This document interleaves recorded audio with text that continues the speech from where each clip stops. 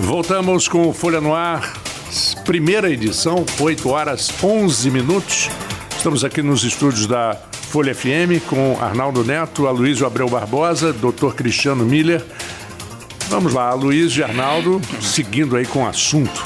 Cristiano, o convite estava falando aqui no intervalo, que a gente não falou, que o convite, a data, o convite viria, logicamente, porque não só por você, mas pela instituição que você representa, é uma instituição muito importante, com uma história muito bonita no país e na cidade, né?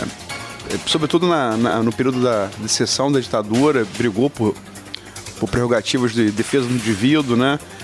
E às vezes até sob risco, né? Sim. Enfim. Mas o convite pintou para você nessa data, porque hoje estaria marcado, hoje seria o julgamento dessa decisão que ele está comentando aqui no Supremo sobre a prisão em segunda instância.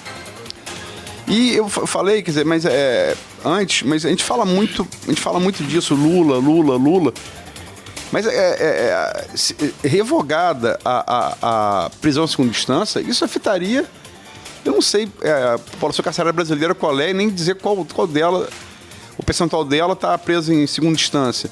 Embora muita dela, grande parte dela esteja prisão provisória até hoje, né? Quer dizer, não tem nem julgamento ainda. Sim.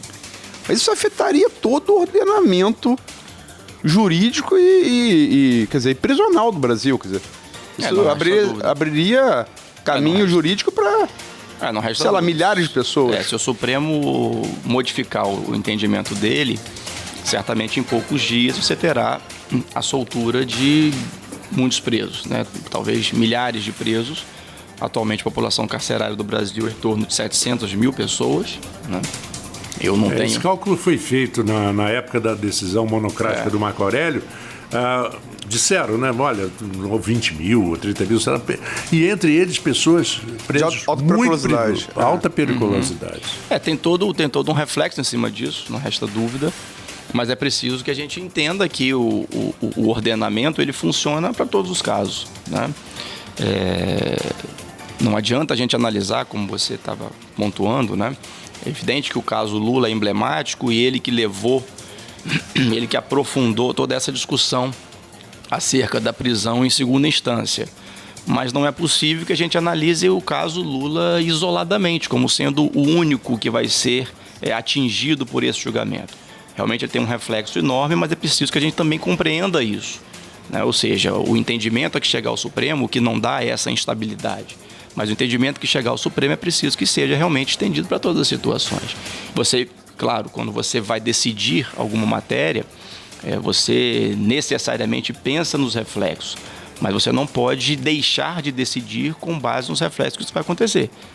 Se isso vai soltar 20 mil pessoas, ou se isso vai promover a prisão de mais 20 mil pessoas, eu acho que isso aí você tem que fazer uma ponderação, mas evidentemente isso não pode ser o único aspecto a ser analisado naquele caso. Agora, porque a gente sempre essa questão do Lula, ela sempre aflora muito, mas quer dizer, por esse mesmo, se o Supremo por acaso julgar que prisão só em segunda instância, quer dizer, o Eduardo Cunha vai no dia seguinte vai ser solto também, quer dizer, não é só o Lula não vai sozinho. Agora, esse precedente, você falou anteriormente, quer dizer, ele está na Constituição realmente, para vários constitucionalistas que eu respeito, ele é um princípio constitucional. Se você for seguir a Constituição ao pé da letra, você só pode prender mesmo depois de transitado o julgado. Quer dizer, tá lá, é um preceito constitucional. Mas você não acha que isso também é um reflexo garantista em excesso, advindo de uma Constituição feita após um período de exceção, onde houve expressão de direitos e tal? Eu não tenho dúvida. O que eu entendo é que, para que nós tivéssemos uma assegurada possibilidade de prisão em segunda instância de maneira indiscutível, na minha análise, seria necessária a alteração da Constituição. Não dá para que você faça isso por meio de uma legislação infraconstitucional, como tem sido feito ao longo desses anos todos, né? Ainda que a Constituição admita essas outras interpretações, a verdade é que são interpretações um pouco forçadas para que você chegue a uma conclusão que você gostaria, na realidade, que fosse alterada a Constituição. Mas como alterar a Constituição é algo mais difícil, muito mais complexo, as pessoas acabam preferindo o caminho mais curto e muitas vezes o caminho errado, que é através da modificação de legislação infraconstitucional, que nesse particular é o que tenta fazer também o projeto anticrime, né? O pacote anticrime do Moro. Ele tenta, mais uma vez, através de uma legislação infraconstitucional, assegurar a prisão em segunda instância. O que eu questiono é, será que isso é suficiente? Por que não se altera, então, a Constituição de uma vez? Se o cenário político, inclusive, né, é favorável nesse sentido, por que não se faz isso de uma vez? Por que não se altera a Constituição nesse aspecto e se permita expressamente na Constituição a prisão em segunda instância? Eu repito, me parece que esse aí seria o melhor cenário. Você já deu oportunidade para que as pessoas se defendessem, mas aí você teria um ordenamento jurídico partindo da Constituição que asseguraria essa prisão em segunda instância. Não dá para você fazer uma inversão da ordem. A Constituição estabelece uma coisa, deixa lá uma margem e você vem com uma legislação infraconstitucional tentando assegurar essa prisão em segunda instância. Isso é complicado, né? Você causa uma instabilidade muito grande. Isso me lembra fazer um paralelo com um esporte chamado golfe, que tem um livro de regras que é pequenininho, desse tamanho assim, de umas 40 páginas, e o livro de decisões em relação às regras do golfe parece uma enciclopédia britânica de 3 volumes. É impressionante. É o caso da lei especificamente e das... Vocês usaram dos precedentes, né? Dos precedentes. É isso aí. Já analisado de caso a caso. É o popular pode, Arnaldo. Né? Pode, Arnaldo. Isso pode, Arnaldo. Pode, Arnaldo. Vamos ver aqui, né? Cristiano, vamos trazer um assunto um pouquinho aqui para a nossa realidade, né? O Aloysio citou agora há pouco aí o papel da OAB na história do país, né? Desse período de exceção, durante a ditadura militar. E hoje, qual o papel da OAB? A gente conversou isso, inclusive, na entrevista durante a campanha. Qual o papel da OAB na 12ª subseção nos municípios que compõem essa jurisdição, a jurisdição que abrange a OAB Campos? Como eu destaquei no início aqui do programa, o papel da OAB é um papel que necessariamente precisa se mostrar equilibrado e independente em relação aos poderes públicos dos municípios que envolvem a 12ª subseção, que é Campos, São João da Barra, Italva, Cardoso Moreira e São Francisco. Mas não é um papel de distância, é um papel que precisa dialogar, que precisa ser ouvido, que precisa participar, que precisa, de alguma forma, contribuir para o debate acerca dessas questões relevantes para o município, né? O que a gente tem tentado já fazer na nossa gestão, em que pese aí estejamos apenas há 3 meses e pouco na nova gestão da OAB, mais ou menos o que a gente tem tentado fazer é participar mais diretamente dessas questões, desses temas, dessas discussões, né? Integrando algumas comissões, alguns conselhos, recuperando alguns assentos que a OAB tinha simplesmente deixado de ocupar, né? Não se sabe exatamente quais os motivos, mas simplesmente a OAB se omitia em relação a esses certos temas e a gente gradativamente vem retomando esses assentos, o que com certeza vai favorecer a participação da OAB nessas discussões.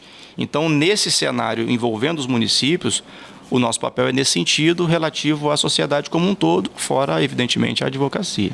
Qual o principal pleito da OAB Campos hoje? Olha, o principal pleito da advocacia, eu diria, nacional, o que acaba refletindo também na subseção aqui, na 12ª subseção, é a possibilidade de que o advogado consiga exercer a sua profissão de maneira digna. Isso pode parecer simples, ou isso pode parecer muito amplo, muito vazio. Mas isso passa, né, por um tema que muitas vezes as pessoas, principalmente os leigos, não compreendem e que a advocacia repete isso quase como um mantra, que é a defesa das suas prerrogativas, né? E o que significa isso em linhas gerais e bastante resumidas? É assegurar ao advogado o respeito àquilo que a legislação garante para que ele possa exercer minimamente a sua profissão. Ou seja, não é nenhum privilégio que se pede. O que se pede existe a legislação federal que estabelece o Estatuto da Advocacia e lá são assegurados, além da própria Constituição, lá são assegurados direitos aos advogados para que eles possam exercer minimamente a sua profissão. E isso, na realidade, não reflete na advocacia. Não são direitos, na realidade, do advogado. Isso aí reflete na sociedade, porque quando o advogado tem, por exemplo, uma prerrogativa sua violada, exemplo bastante, infelizmente, corriqueiro, né? Quando o advogado tem dificuldade de acessar o juiz, de conversar com o juiz, de dialogar com o juiz, de debater para obter algum tipo de decisão, quando ele não consegue ter acesso ao magistrado. Isso é uma violação clássica de uma prerrogativa do advogado. Mas não é o advogado apenas que está sendo prejudicado naquele caso concreto. Claro, é o cliente dele, né? Ou seja, em linhas gerais, é a sociedade. Quem está sendo protegida pelo advogado. Então, se você tem dificuldade de, naquele processo, ter acesso para fins de convencimento do magistrado, das suas teses, dos seus argumentos, o processo é isso, o processo é diálogo, o processo é debate. Eu não quero, na condição de advogado, levar vantagem em relação ao outro advogado, mas eu quero ter oportunidade de dialogar, de debater, de influenciar no convencimento daquele juiz. Se eu tenho isso cerceado, quem está sendo prejudicado num primeiro momento, claro, sou eu, advogado, mas, em última análise, quem está sendo prejudicado é o meu cliente. E toda a sociedade. E toda a sociedade, que não se vê protegida porque não consegue demonstrar claramente o seu direito. Marco, eu vou tem mais algum tempo aí, eu vou fazer meio que o papel pseudônico, vou te roubar um pouco o papel. Você tem uma posição que você me colocou muito interessante sobre a OAB Rio. Sim. E Arnaldo sim. levantou aqui uma coisa muito interessante também sobre São Francisco. Não, acho que devia, antes de encerrar o programa, a gente devia tocar nesses pontos. Eu recebi Eu não sou uma pessoa de acreditar muito em WhatsApp, mensagens do WhatsApp. Mas eu recebi uma mensagem exatamente falando sobre o histórico do presidente da OAB Rio. Luciano Bandeira? Não, o OAB Brasil. Felipe Santa Cruz. Felipe Santa Cruz. Ele foi presidente da OAB Rio e é atual presidente do Conselho Federal da OAB. E ele é filho de um ex-guerrilheiro que foi companheiro. Isso é sabido. Isso está no Google, no Wikipedia. Né? Ele foi companheiro da Dilma e tal. E, segundo alguns rumores, ele foi incentivado e apoiado muito nessa campanha dele para a OAB no Brasil pelo José Dirceu. Você não acha que isso é politicamente uma coisa muito perigosa ou muito clara? Eu acho perigoso, assim como acho perigoso esse tipo de divulgação sem nenhum tipo de embasamento, né, que não, mas é baseado assegure, só em alguns fatos. Né, que assegure que tenha havido esse tipo de, vamos dizer, de patrocínio da candidatura dele à presidência da OAB. Muito provavelmente as pessoas sequer tenham conhecimento de como se dá a eleição de um presidente do Conselho Federal, né, partindo daí. Né? A eleição do Conselho Federal é uma eleição indireta. Diferente como acontece nas eleições das subseções e das seccionais, o presidente do Conselho Federal da OAB ele é eleito de maneira indireta. De que forma? Cada conselho seccional, nas suas eleições, isso envolve o Brasil inteiro, cada estado tem a sua seccional e na eleição do presidente daquela seccional, juntamente na mesma chapa, são eleitos 3 conselheiros federais. É um colégio eleitoral. Né? E esses conselheiros federais eleitos, né, que vão fazer a eleição do presidente do Conselho Federal. Muito parecido com os Estados Unidos. Vão fazer. E no caso específico da OAB, foi chapa única. Não houve concorrência, não houve disputa. Então, sinceramente, acho muito pouco provável, né, que tenha havido, independente de quem quer que seja, qualquer tipo de influência político-partidária na eleição da OAB. Nessa agora ou qualquer outra eleição anterior. Exatamente por conta dessa forma de composição. Alguns até defendem, eu não tenho nenhuma opinião formada sobre isso, mas alguns defendem que a eleição do Conselho Federal também fosse, de maneira do presidente do Conselho Federal, também fosse direta. Mas por enquanto não é. Né? Por enquanto é feito dessa forma. Então eu não vejo nenhuma razão para que isso. As pessoas querem pegar um passado do pai dele, também chegando a conclusões, apesar de haver divulgação nesse sentido, não é essa posição também. Eu não posso simplesmente aqui desprezar, né, o outro lado. Eu não posso partir da premissa, porque a gente sabe também que a OAB exatamente por todo esse papel que ela desempenhou durante toda a sua história, ela acaba sendo motivo de muitas críticas, né? E especificamente no que toca ao Felipe Santa Cruz, ele passou a ser alvo de crítica exatamente por conta dessas conclusões que chegaram, muitas vezes sem sequer ouvir o outro lado, acerca de um passado do pai dele, né? Então eu acho muito perigoso que a gente chegue a essas conclusões de maneira absolutamente precipitada, às vezes irresponsável, né?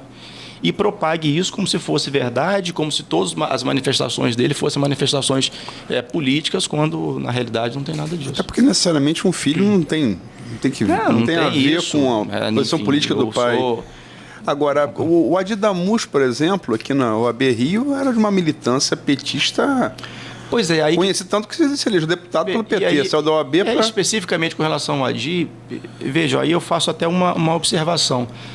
Até já entrevistei uma pessoa... O Adi, como presidente da OAB, os advogados, de uma maneira geral, gostaram muito, né? Para a instituição, né, no período da sua gestão, a advocacia achou que fez uma excelente gestão, tanto que foi uma das responsáveis, talvez, a classe da advocacia, a responsável pela sua eleição para deputado federal. Depois é que ele tomou assumiu, né, um viés absolutamente radical no que toca ao seu posicionamento político partidário e frustrou, e eu digo isso como advogado, por ouvir, né, a opinião de colegas, frustrou toda a expectativa em relação à advocacia. Ele passou, inclusive, a fazer críticas à advocacia no que toca à atuação em determinados processos, porque realmente estava ali defendendo apenas o partido, no caso lá, o PT. Então, assim, a posição, especificamente em relação a ele, eu vejo com atuações absolutamente diferentes, né? Na OAB ele foi um excelente presidente, isso aí é meio que senso comum, mas como deputado ele frustrou bastante a advocacia, porque assumiu um viés muito radical. Falando sobre o caso de São Francisco que a Luiz levantou, a gente estava conversando aqui antes do programa começar. A gente falou aqui em defesa de prerrogativas e você tem um caso clássico aí, um caso concreto, melhor dizendo, que é essa atuação em São Francisco, né, que a própria OAB divulgou. Queria que você contasse pra gente o que aconteceu e qual foi o desfecho desse caso lá em São Francisco na defesa das prerrogativas dos advogados. Em São Francisco, como nós divulgamos brevemente nas redes sociais, para que a advocacia, de uma maneira geral, tivesse ciência, não apenas da nossa atuação, porque é preciso que a gente atue, mas é preciso também que a gente dê satisfação, né, aos advogados e, de certa maneira, também à sociedade das ações que praticamos. Em todos os encontros que a gente promove, a gente tem procurado fazer uma gestão extremamente colaborativa, dialogando, chamando para esses encontros e debates para tentar resolver vários problemas. E um dos problemas que nos chegou foi exatamente um problema envolvendo os procuradores do município de São Francisco do Itabapoana. Eles nos procuraram na condição de advogados públicos, que são, né? E, obviamente, a OAB, como instituição na defesa dos seus interesses, nos comunicaram da existência de alguns fatos, falta de condição de trabalho, enfim, alguns aspectos envolvendo a atuação dos advogados públicos, né, dos procuradores do município lá em São Francisco. E o OAB, obviamente, se sentiu no dever de apoiar esses advogados públicos, a esses procuradores do município. Mas que tipo de atuação? Numa atuação, num primeiro momento, de diálogo, né? Foi quando, então, agendamos uma reunião com a prefeita Francimara, lá de São Francisco. Agendamos com alguma antecedência. Na realidade, o nosso objetivo era que a reunião ocorresse no mais curto espaço de tempo. Nós mantivemos contato com o gabinete dela, com a sua assessoria, ainda antes do Carnaval. E como era um assunto relativamente simples no que toca ao que seria debatido e ao tempo necessário para esse debate, nós imaginamos que poderia essa reunião acontecer em poucos dias. No entanto, foi designada essa reunião, a assessoria dela marcou a reunião com mais de um mês de antecedência, né? Marcou para o dia 26 de março, agora. E fomos para lá, para essa reunião, acompanhado, né, de alguns procuradores do município, de outros conselheiros também. E, no entanto, ficamos aguardando praticamente 2 horas e não fomos atendidos, né? Fomos atendidos num primeiro momento pelo procurador-geral e pelo chefe do gabinete da prefeita, que quiseram tomar pé de quais eram as nossas postulações, o que seria debatido naquela reunião, em que pese a reunião tenha sido marcada com a prefeita. E nós falamos, não havia nenhum segredo a esse respeito, nós abrimos, né, colocamos para eles quais seriam as nossas questões a serem discutidas, a serem externadas para a prefeita. Ficamos aguardando, né, após a conversa com eles, ficamos aguardando que a prefeita iria nos chamar, quando, passado quase 2 horas, vieram nos comunicar que ela não nos receberia mais, que ela tinha outros compromissos e que, em virtude disso, não iria nos atender. Evidente que a gente ficou extremamente chateado, frustrado, decepcionado, principalmente com a falta de respeito com a instituição, né? Evidente que não falo aqui por mim, mas com a instituição, com todos aqueles que estavam ali, com os procuradores do município que defendem o poder público. Às vezes há até uma confusão em relação a isso, o papel da advocacia pública, especificamente dos procuradores do município, é a defesa do município, né? Mas me parece, né, e felizmente houve um reconhecimento por parte da prefeita, que afirmou inclusive que não tinha conhecimento, não teve conhecimento pleno do que tinha acontecido naquele dia, que teria havido um mal-entendido, e posteriormente ela entrou em contato conosco e acabou agendando uma reunião aqui em Campos, na sede da OAB, e essa reunião aconteceu na semana passada. Foi uma reunião extremamente proveitosa, né? Os procuradores, mais uma vez, estavam presentes, todas as questões foram colocadas, todos os pontos que nós discutiríamos em São Francisco foram discutidos posteriormente aqui na OAB, e a prefeita, inclusive, prometeu para essa semana atender a vários pleitos dos procuradores municipais, e a OAB, sinceramente, aguarda e espera que isso efetivamente aconteça. O Cristiano, você falou quando perguntei qual o principal pleito da OAB Campos, você falou de uma maneira de garantir a prerrogativa do advogado, que você mesmo frisou uma coisa, quer dizer, é nacional, uma coisa genérica, não é da OAB Campos, é da OAB no sentido nacional. Em relação à comarca aqui, qual seria o principal pleito? Em relação à comarca, que acaba refletindo também nessas prerrogativas, Campos, eu digo especificamente em relação ao Fórum Estadual, Justiça Estadual, que em que pese nós temos a Justiça do Trabalho com a sua relevância, a Justiça Federal também com a sua importância, mas esse problema é maior, né, até pelo volume de ações que tramitam na Justiça Estadual, que é a carência de magistrados, é a carência de juízes. Campos, por uma absoluta incoerência, foi promovida a entrância especial. Então, o juiz, quando vem para Campos, ele é realmente promovido por uma entrância especial do mesmo nível, como se estivesse, por exemplo, na comarca do Rio de Janeiro. Só que Campos, né, esses magistrados que vêm para cá, muitas vezes acabam entendendo que Campos é distante da capital e eles utilizam, né, essa promoção apenas por um degrau para que eles possam posteriormente ser removidos para uma comarca mais próxima da capital. Isso faz com que Campos tenha uma carência enorme de juízes titulares. Você tem varas sem juízes há anos sem juízes.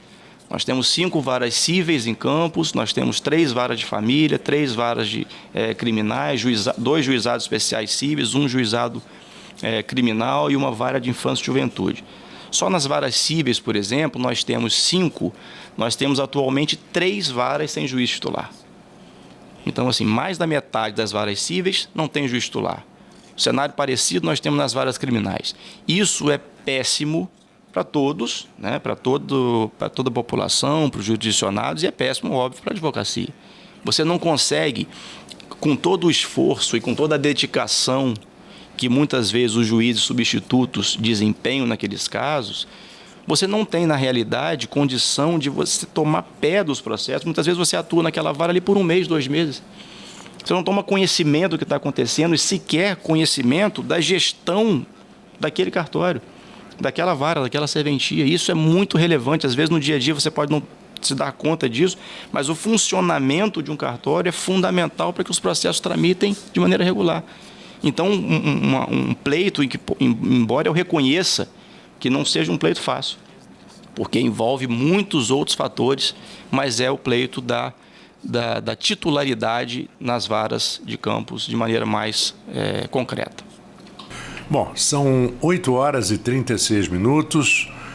Nós terminamos aqui o nosso tempo de conversa, de papo, muito esclarecedor com o Dr. Cristiano Miller. Agradecemos muito que tenha aceito o convite nosso, convite do jornalismo da Folha da Manhã. E volte sempre, né? Porque é aquilo que o Aloysio falou ali. Tem assuntos que a gente passou rapidamente, mas que daria só aquele assunto daria um programa, né, Aloysio? É verdade. Eu estou sempre às ordens. Uma vez mais agradeço o convite de vocês, parabenizo a Folha FM por esse início, né, já se mostrando brilhante na sua programação. Esse programa em especial também é muito interessante, muito importante. Eu agradeço ao Luiz, eu agradeço ao Marco Antônio, ao Arnaldo, e coloco a instituição à disposição de vocês, né? E em particular, quando quiserem, é só chamar. Bom, nós faremos um pequeno intervalo, mas voltamos aqui até direto da redação e ainda fechando alguns assuntos importantes do dia de hoje. Daqui a pouquinho.